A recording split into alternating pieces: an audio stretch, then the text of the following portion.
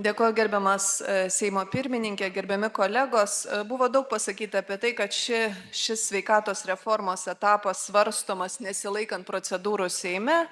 Tai yra faktas, akivaizdu, kad vėliau jo laukia sunkus kelias, bet aš norėčiau pakalbėti ne apie tai, o apie tai, kad jei sveikatos ministerija tikrai tiki savo teikiamos reformos privalumais ir tuo, kad bus pasiekti deklaruojami tikslai, tai yra, kad neva sumažės eilės, didės prieinamumas paslaugų, tuomet nebūtų jokios priežasties slėpti duomenų, kaip buvo daroma visą tą laiką. Liberalų frakcija sveikatos apsaugos ministrės ne kartą, ne 2, o 10 kartų prašė pateikti šio teikiamo projekto poveikio vertinimą. Iki šiol poveikio vertinimo duomenų, kuriais vadovaujantis sveikatos ministerija teikia šią reformą, mes nesame gavę. Esame išgirdę daug politinių pareiškimų, daug kalbų apie tai, kad sveikatos ministerija savo priešų yra įvardijusi privatų sektorių